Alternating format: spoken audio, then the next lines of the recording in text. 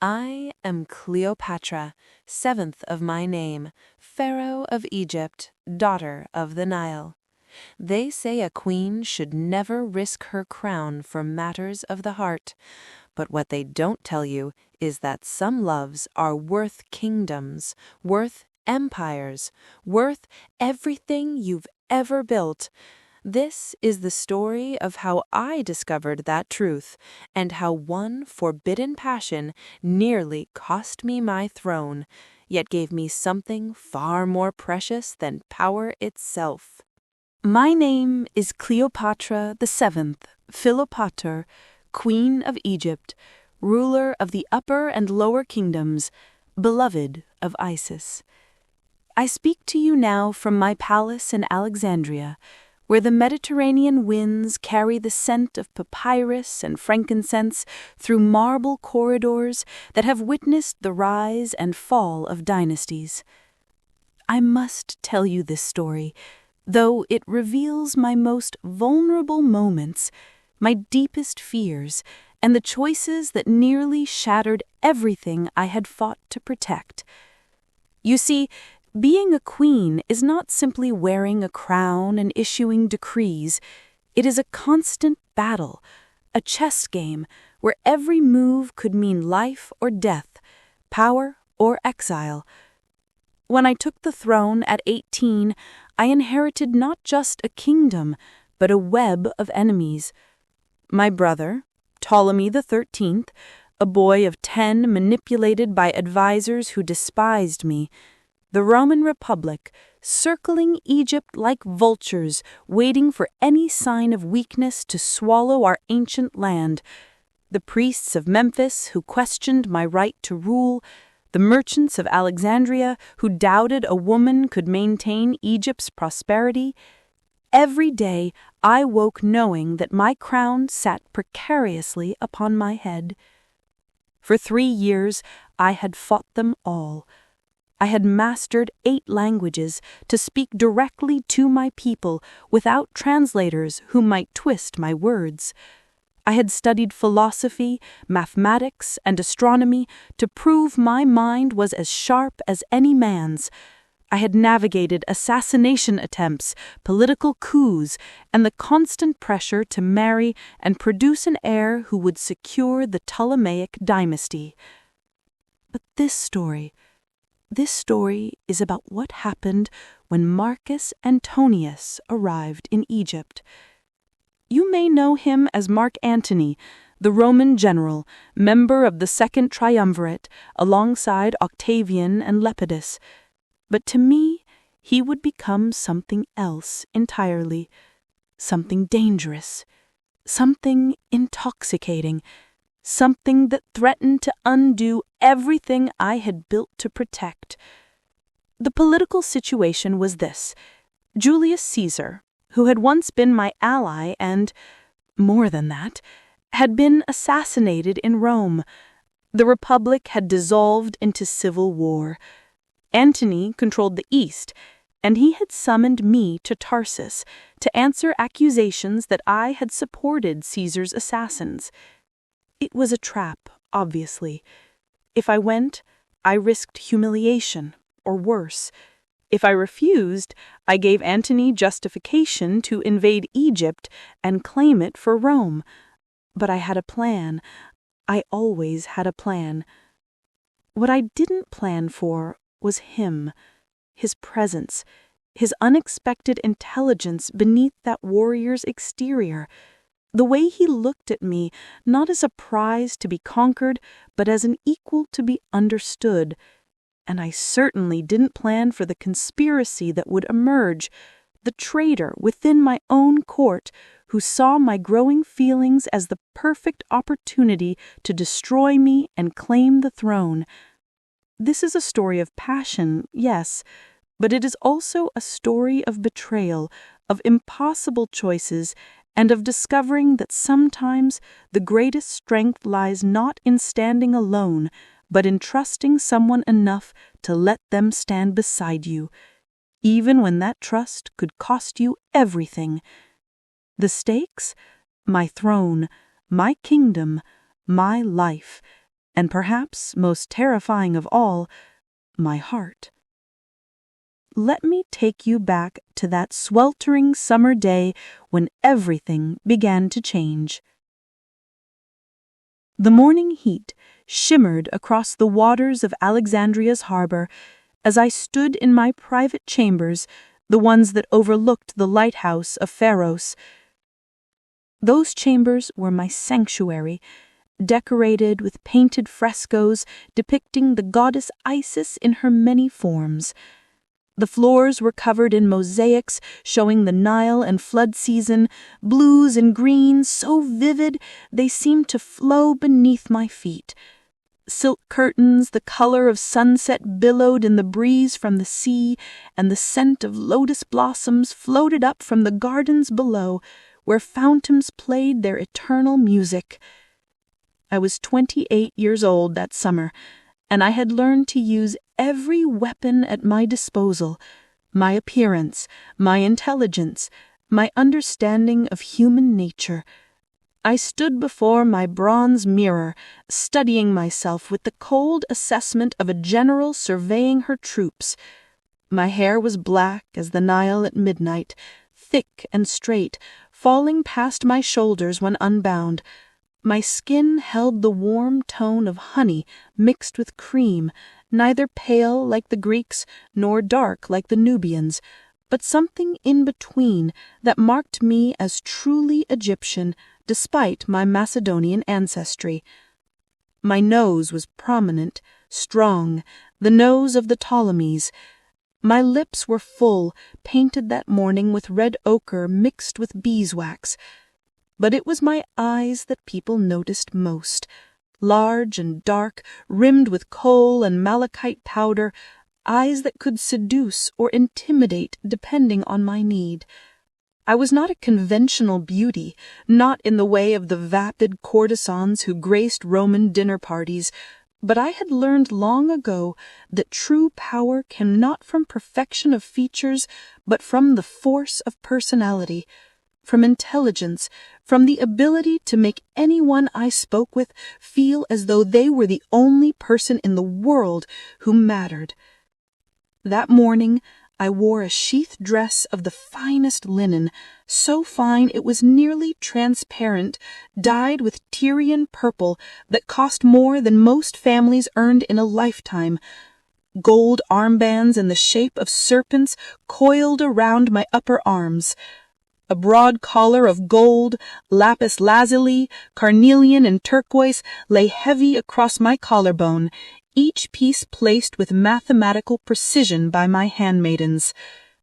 The uraeus, the sacred cobra of Egyptian royalty, crowned my head, its golden body gleaming against my brow. The summons from Marcus Antonius sat on my writing table, the wax seal bearing the mark of Rome. My chief advisor, Apollodorus, had brought it to me 3 days earlier, and we had spent those days debating how to respond. Apollodorus was a man I trusted absolutely. He was Syrian by birth, with olive skin weathered by years in the Egyptian sun, a carefully trimmed black beard shot through with silver, and eyes that missed nothing. He was perhaps 50 years old, though he moved with the grace of a much younger man. He wore the simple white linen of a court official, but there was nothing simple about his mind. He had served my father before me and had helped me navigate the treacherous waters of palace politics since I was a girl. That morning, he stood near the window, his hands clasped behind his back, his expression troubled. He wore a heavy gold chain that marked his rank, and on his finger was the signet ring I had given him, proving he spoke with my authority. "My queen," he said, his voice carrying the educated accent of a man who had studied rhetoric in Athens, "if you go to Tarsus, you go into the lion's den. Antonius may be charming, may play at being a friend to Egypt, but he is Roman. They respect only power, and a woman appearing before a Roman general to answer accusations, it sets a dangerous precedent." I turned from the mirror, feeling the weight of my collar, the weight of my crown, the weight of 3,000 years of Egyptian history pressing down on my shoulders. And if I refuse, how long before his legions march on Alexandria? How long before Egypt becomes just another Roman province, stripped of its wealth, its dignity, its gods? Perhaps we could negotiate, Apollodorus suggested, though his tone suggested he already knew my answer. Send envoys, gifts, buy time. Time for what? I walked to the window, looking out over my city. Alexandria spread before me like a jewel, the greatest city in the world. The library, the museum, the Serapeum, the countless temples and theaters and marketplaces where Greek, Egyptian, Jewish, and Eastern traders mingled in a tapestry of humanity. The harbor filled with ships from every nation, bringing grain and gold and knowledge to Egyptian shores. This was mine to protect, mine to defend. No, old friend, running and hiding are not options. I must go to Tarsus. Then let me accompany you, he said urgently, stepping closer, and a full retinue of guards. We must show strength. I smiled, though there was no warmth in it. Oh, we will show strength, Apollodorus, but not the kind they expect. Begin preparations. We will need my finest barge, my most skilled craftsmen, my best perfumers and musicians. If I must appear before Marcus Antonius, I will ensure it is an appearance he will never forget. A voice interrupted us from the doorway. You plan to seduce him, then? I turned to see my half-sister Arsinoe standing in the entrance to my chambers. She had not been invited, but Arsinoe rarely waited for invitations. She was 3 years younger than I, and where I had inherited our father's strong features, she had received what many considered the better share of beauty. Her face was more delicate, more conventionally pleasing, with high cheekbones and a small, perfect nose. Her hair was lighter than mine, more brown than black, and she wore it in elaborate curls that must have taken her servants hours to arrange. She was dressed in Greek fashion rather than Egyptian, in a flowing chiton of sea-green silk that left one shoulder bare, held at the waist with a golden belt. Emerald earrings, gifts from a Persian merchant who sought her favor, dangled from her ears, but it was her eyes that concerned me. They were calculating, ambitious, and filled with barely concealed resentment. Arsinoe had been raised believing she should have been queen. Our father had considered it, as she was more traditionally beautiful, more outwardly obedient, but he had chosen me instead, seeing something in me that he valued more than conventional prettiness. Arsinoe had never forgiven either of us for that. Sister, I said coolly, not bothering to hide my displeasure at her intrusion, I don't recall summoning you to my private chambers. She glided into the room with practiced grace, her sandals silent on the mosaic floor. I heard about the summons from Rome. All the palace is talking about it. They wonder if their queen will crawl to Tarsus like a supplicant, or if she will refuse and bring war to our doorstep. And what do you think I should do? I asked, though I knew she would use any answer I gave against me somehow. Arsinoe smiled, a smile that didn't reach her eyes. I think you should remember that you are not the only member of the Ptolemaic dynasty. If you cannot secure Egypt's future, perhaps someone else should be given the opportunity. The threat was barely veiled. Apollodorus's hand moved subtly toward the dagger at his belt, but I gave him a tiny shake of my head. Arresting my own sister for treason would only create martyrs among those who already questioned my rule. Thank you for your concern, sister, I said with deliberate sweetness. But I assure you Egypt's future is quite secure in my hands. Now, if you'll excuse us, I have preparations to make. Arsinoe's smile tightened, but she had enough political sense to recognize a dismissal. She inclined her head in a gesture that was barely respectful and swept from the room, her silk chiton swirling around her ankles. When she was gone, Apollodorus exhaled slowly. She grows bolder, my queen, and more dangerous. I know, I said, watching the empty doorway, but we have larger concerns at the moment. Arsinoe is ambitious, but she lacks the support to move against me openly. For now, we must focus on Antonius."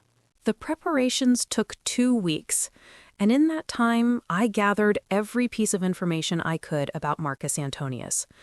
I spoke with merchants who had traded in Rome, with soldiers who had served under him, with courtesans who had entertained him. I learned that he was 42 years old, a career soldier who had proven himself brilliant in battle, but often foolish in politics.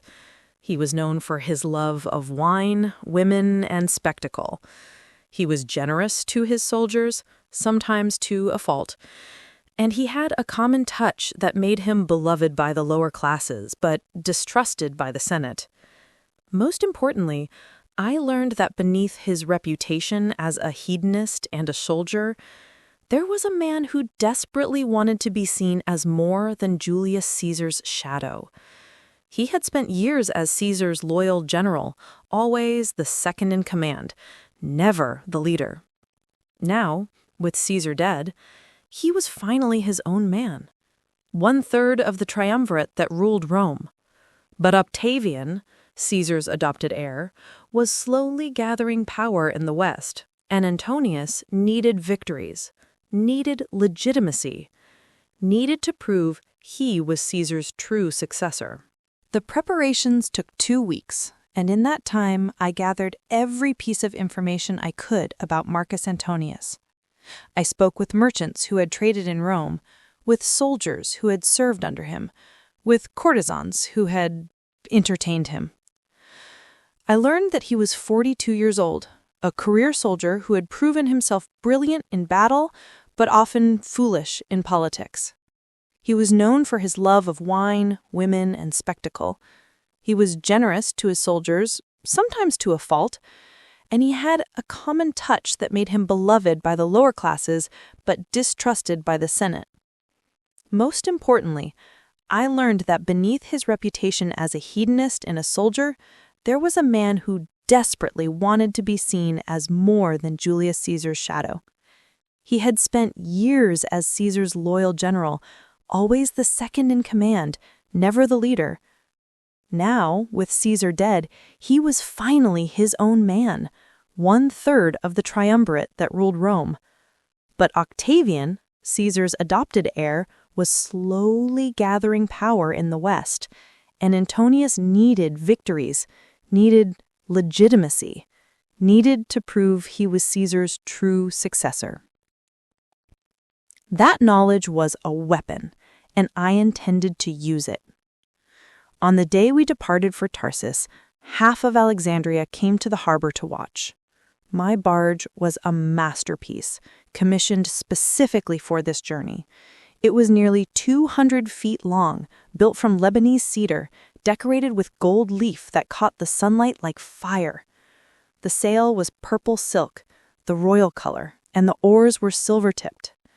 The deck had been transformed into a floating palace with a pavilion of golden fabric supported by pillars carved to look like papyrus reeds. Inside the pavilion, I had arranged couches covered in the finest fabrics, surrounded by braziers that would burn frankincense and myrrh. Musicians practiced their instruments, the sound of lyres and flutes drifting across the water. I had chosen my costume carefully.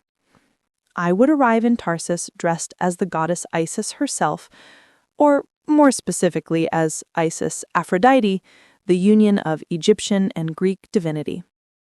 The dress was cloth of gold, so heavily embroidered with pearls and precious stones that it could stand on its own. My hair would be adorned with a crown of golden wheat sheaves and sun rays. My attendants would be dressed as sea nymphs in cupids, the boys in golden wings, the girls in diaphanous blue silks. It was theater, spectacle, and religious statement all in one. I would remind Marcus Antonius that while Rome had senators and soldiers, Egypt had gods and goddesses who had ruled since before Rome was even a village on 7 hills.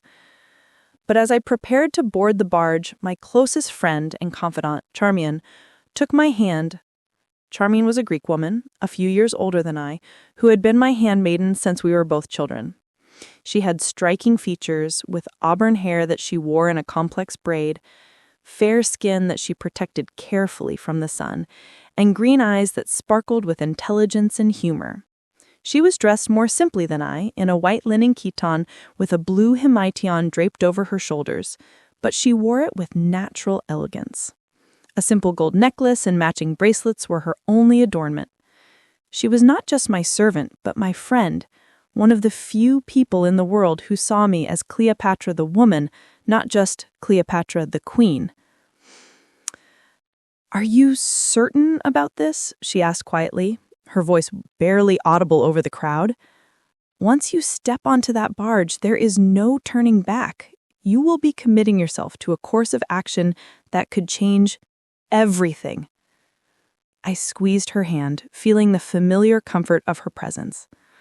"I am certain of nothing, dear friend, but standing still is not an option. Egypt needs Rome as an ally, not an enemy.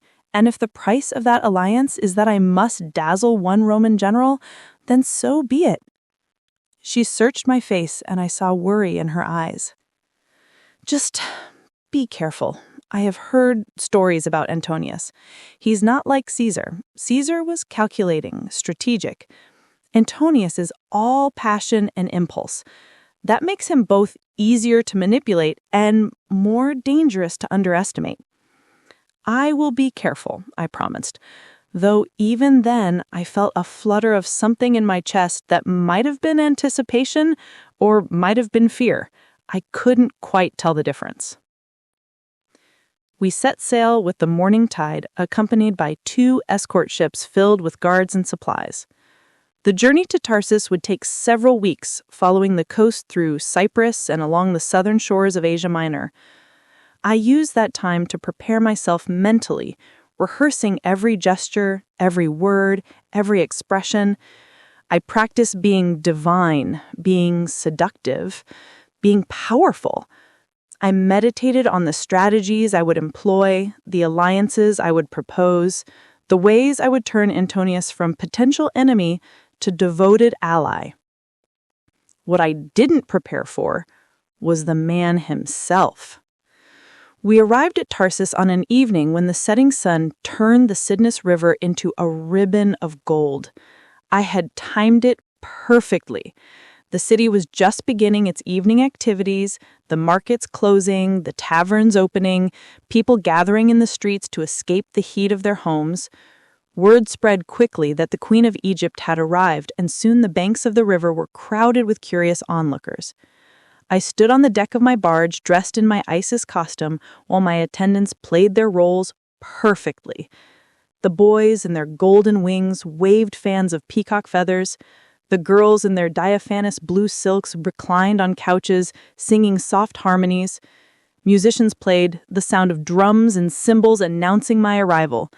The air was thick with the scent of burning incense, creating a haze that made the scene dreamlike, otherworldly.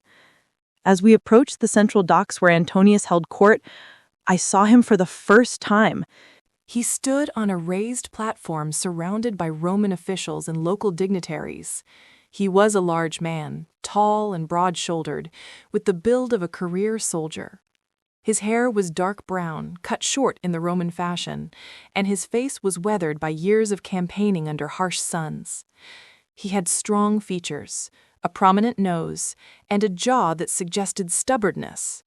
His eyes were deep-set and intelligent, more intelligent than his reputation suggested they should be. He wore a general's uniform, a red military tunic under bronze armor that had been polished to a mirror shine, a purple cloak draped over one shoulder. His legs were bare in the Roman style, showing muscled calves above military sandals. On his head sat a laurel wreath marking his victories. At his hip hung a gladius in an ornate scabbard, and on his finger gleamed a signet ring bearing the mark of his authority. But what struck me most was his expression. He had clearly expected me to arrive in a conventional diplomatic vessel, to present myself as a supplicant answering his summons. Instead, he was watching my theatrical approach with a mixture of astonishment, amusement, and something else I couldn't quite identify. Respect, perhaps. or recognition that he had underestimated me. The crowd on the banks had gone silent, everyone transfixed by the spectacle. Even the Roman soldiers stood at attention, their eyes wide. I let the moment stretch, let the tension build, until finally my barge came to rest at the dock. I did not disembark immediately. That would have been too eager, too submissive. Instead, I reclined on my golden couch within the pavilion, arranged myself like a goddess receiving supplicants, and waited. For a long moment, nothing happened. The crowd held its breath. Antonius stood on his platform, clearly wrestling with the protocol of the situation. He had summoned me. I had come. But I had come as a goddess, not as a subject, and goddesses do not climb off barges to bow before generals. Then, to my surprise and secret delight, Marcus Antonius began to laugh. It was a deep, genuine laugh, the laugh of a man who appreciated a brilliant maneuver when he saw one. He said something to his advisors, who looked scandalized, and then he did something that confirmed everything I had hoped about his character. He came to me. Marcus Antonius, general of Rome, 1/3 ruler of the known world, walked down from his platform and boarded my barge. His soldiers shifted nervously, hands moving to weapons, but he waved them off with casual confidence. He strode across my deck, his purple cloak swirling behind him, until he stood before my pavilion. Up close, he was even more imposing. He towered over my couch, blotting out the setting sun, his presence filling the space with an energy that was almost physical. But his eyes, those intelligent eyes, were dancing with amusement and appreciation. "Well," he said in Greek, his accent rough but understandable, his voice a deep rumble that seemed to come from his chest. "This is certainly more interesting than the usual diplomatic meeting. Tell me, divine Isis, does the goddess accept invitations to dinner, or must the mountain always come to Muhammad?" I smiled, not the cold smile I used for politics, but a real smile, because despite everything, despite the danger and the stakes and the careful planning, I found myself genuinely amused. "The goddess," I said in perfect Latin, wanting him to know I had studied his language, his culture, his world, "finds herself surprisingly hungry after her long journey, and curious about what fare a Roman general might offer to divinity." His eyebrows rose at my Latin, and I saw that spark again in his eyes, that flash of recognition. He understood the game we were playing, and he appreciated a worthy opponent. "Then permit me to show you what Rome has to offer, your majesty," he said in Latin, now that he knew I would understand. "Though I suspect Egypt's splendor may make our simple soldiers' feast seem rather humble by comparison." "I have found," I said, rising from my couch with deliberate grace, letting my golden dress catch the last rays of the sun, "that the quality of the company often matters more than the quality of the feast." I extended my hand, a gesture that could be interpreted as royal condescension or genuine invitation, depending on how one chose to see it. He took it without hesitation, his hand large and calloused from weapons and hard work, warm and strong and steady. He helped me from my couch, and as our eyes met, I felt something unexpected, a jolt like static in dry air, a recognition that went beyond politics and strategy. This man was dangerous, not because he commanded legions or represented Rome, but because beneath the soldier and the politician and the reputation, there was something real, something authentic, something that called to the part of me I kept locked away beneath the crown and the makeup and the careful performance of being queen. As I stepped onto the dock on his arm, the crowd erupted in cheers and applause. They had witnessed something unprecedented, a meeting of equals, a moment when East and West acknowledged each other as worthy opponents and potential allies. But walking beside Marcus Antonius toward his temporary palace, feeling the warmth of his presence, the solid reality of his arm beneath my hand, I felt the first whisper of concern.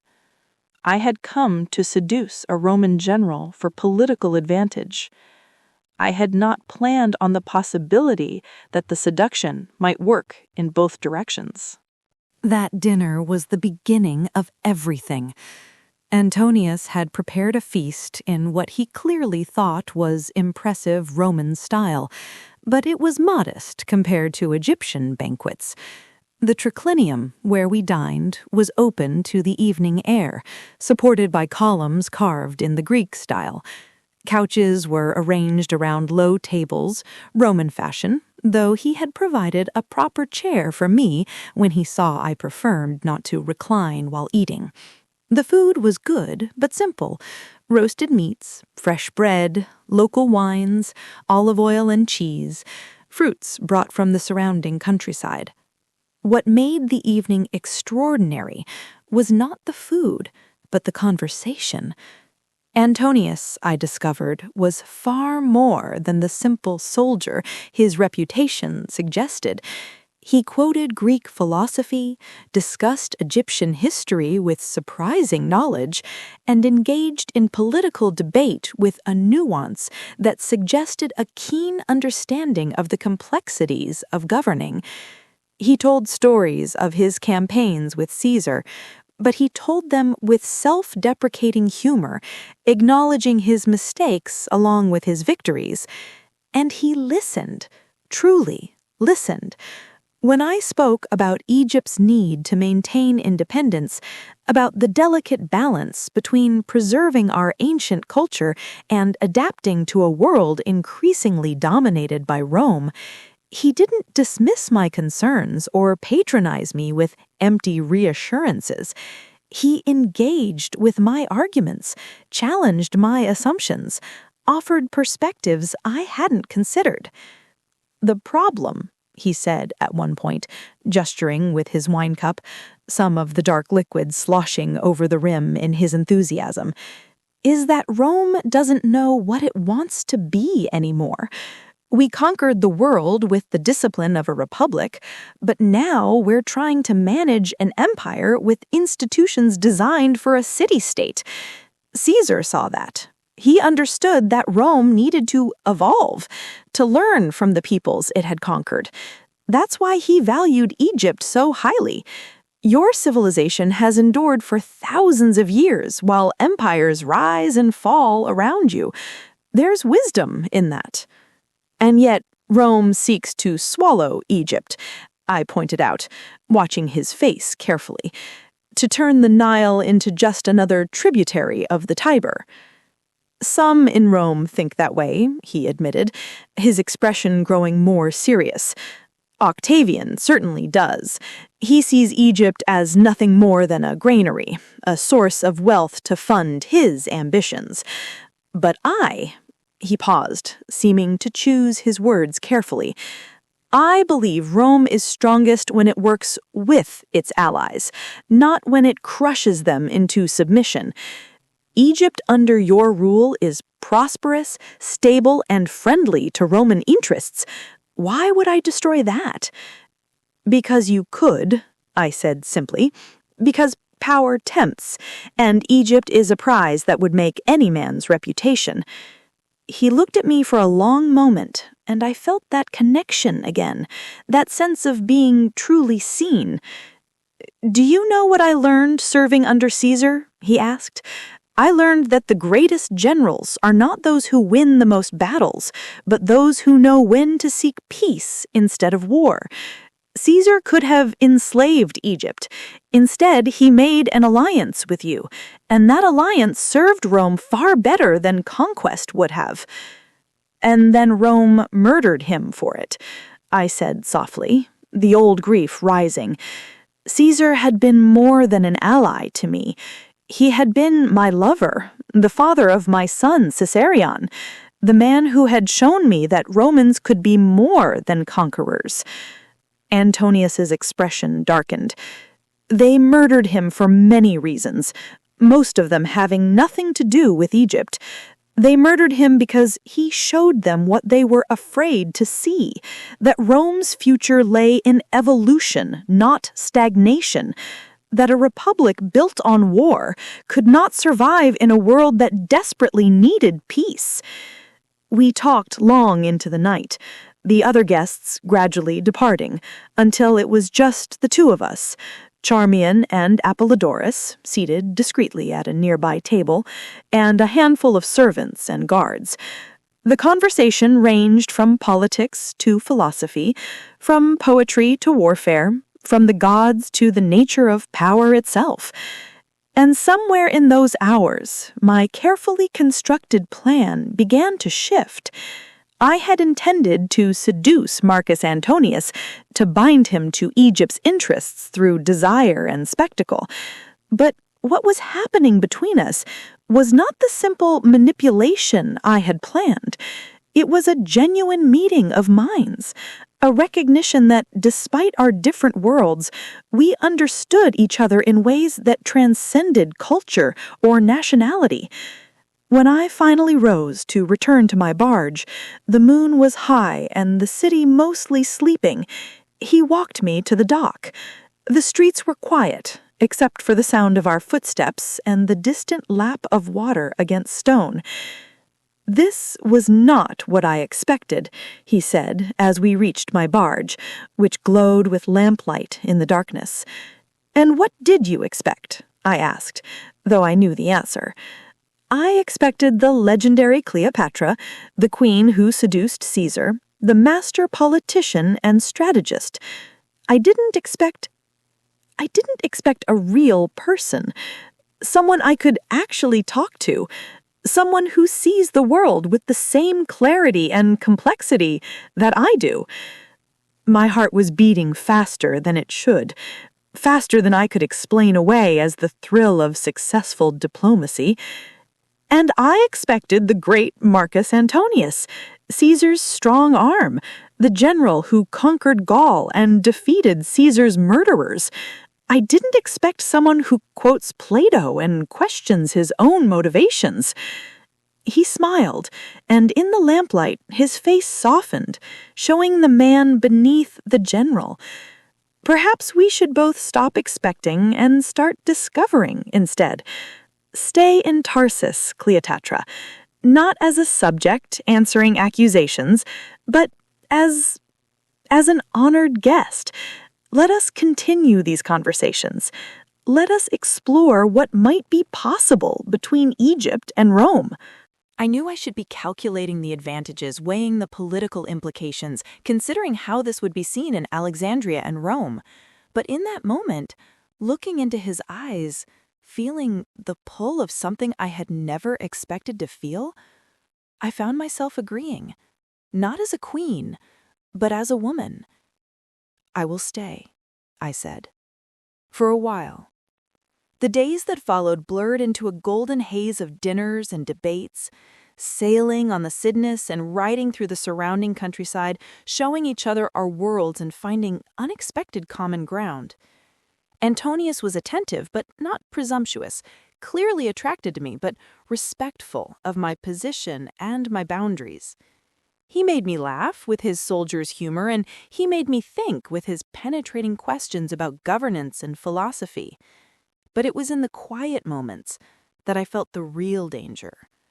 The way he looked at me when he thought I wasn't watching, the brief touch of his hand on my arm as he helped me from a boat, the moment our eyes met across a crowded room and the rest of the world seemed to disappear.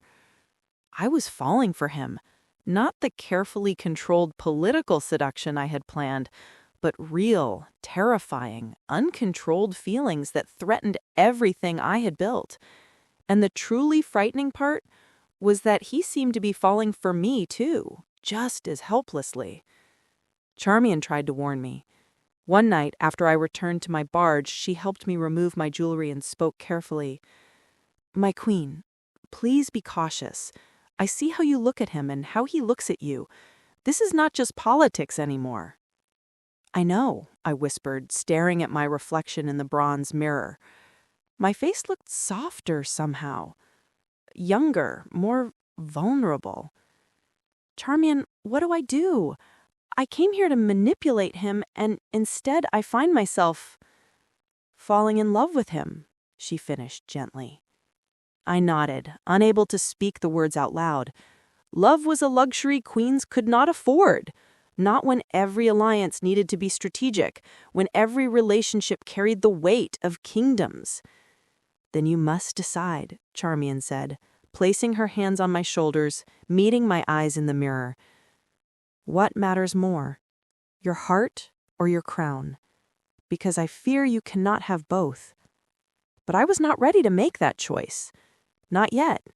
So I continued my dance with Marcus Antoninus, trying to maintain the careful balance between personal feeling and political necessity, between Cleopatra the woman and Cleopatra the queen.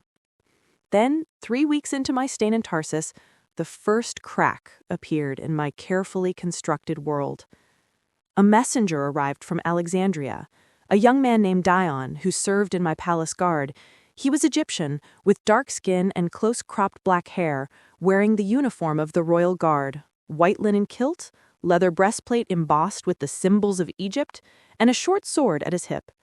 His face was drawn with exhaustion from hard travel, and his eyes darted nervously as he bowed before me. "My queen," he said urgently, "I bring troubling news from Alexandria. There have been whispers in the palace, meetings held in secret. Your sister Arsinoe has been gathering supporters among the merchant class and some of the younger priests. They say that you have abandoned Egypt to dally with a Roman, that you have forgotten your duties as pharaoh." My blood ran cold.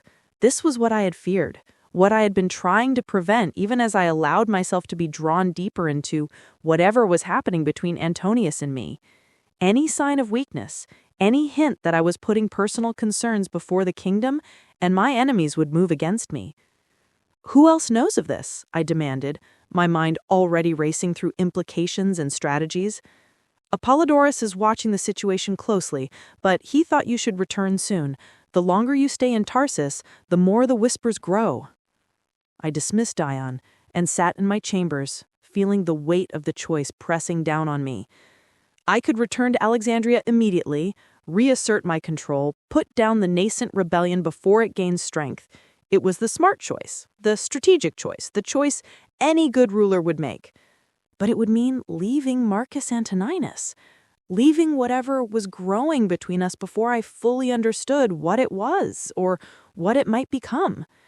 And the truly frightening part was that he seemed to be falling for me too, just as helplessly.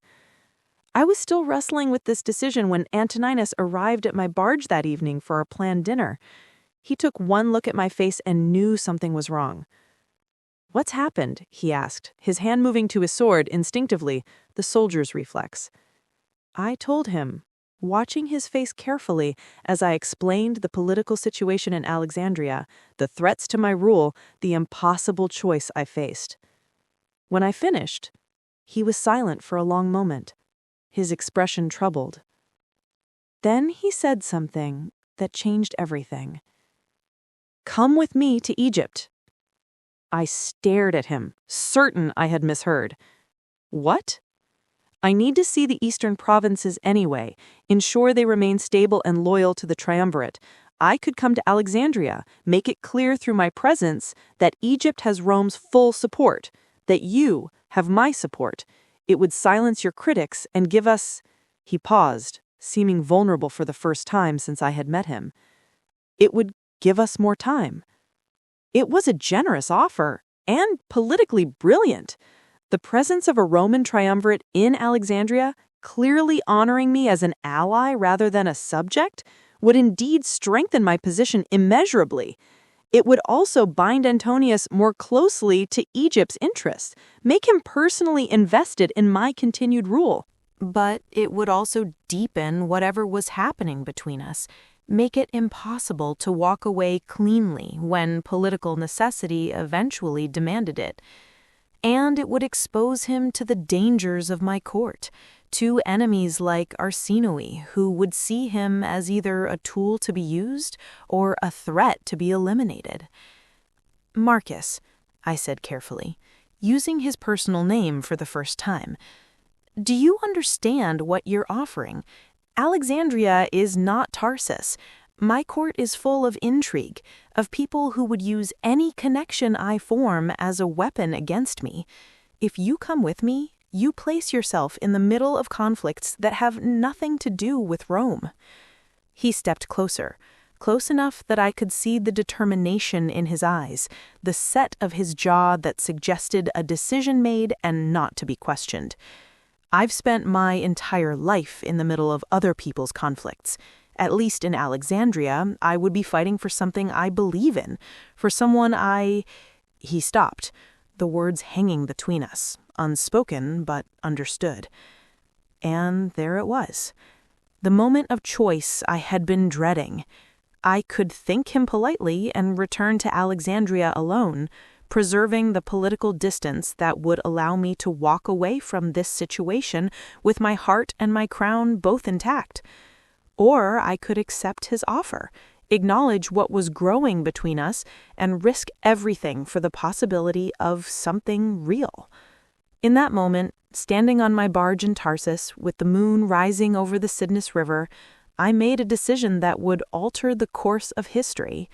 Not as Cleopatra the Pharaoh, master strategist and political survivor, but as Cleopatra the woman, who had spent 28 years denying herself any connection that might compromise her power, and who suddenly found herself unwilling to deny it anymore. "Come to Alexandria," I said, my voice steady despite the fear and hope warring in my chest. "Come see my kingdom. Let me show you Egypt as it truly is, not as Rome imagines it, and we will face whatever comes together." The smile that spread across his face was like sunrise, full of warmth and promise and dangerous, thrilling potential. He took my hand, raising it to his lips in a gesture that was both courtly and intimate, his eyes never leaving mine. "Then let us sail for Alexandria, and let the world see that Egypt and Rome stand together." As he left that night to make preparations for the journey, I stood on the deck of my barge, looking up at the stars, and wondered what I had just set in motion. Charmian appeared beside me, her expression a mixture of concern and resignation. "You've made your choice," she said quietly. "I have," I agreed, though my voice wavered slightly. "For better or worse, I have chosen to see where this path leads."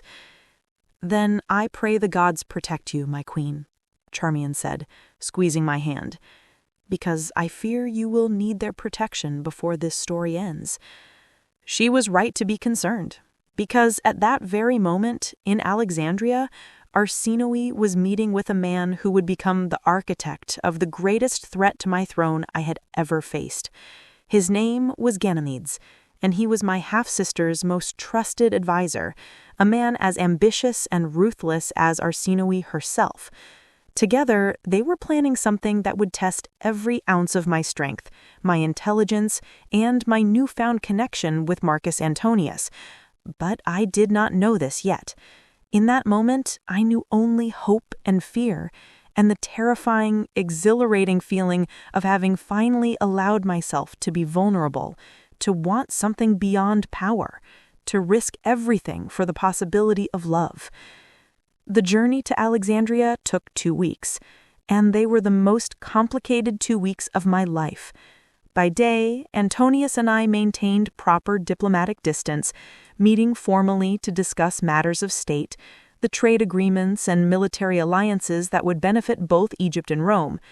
But in the evenings, when official business was concluded, we found ourselves drawn together like magnets, unable to resist the pull of genuine connection.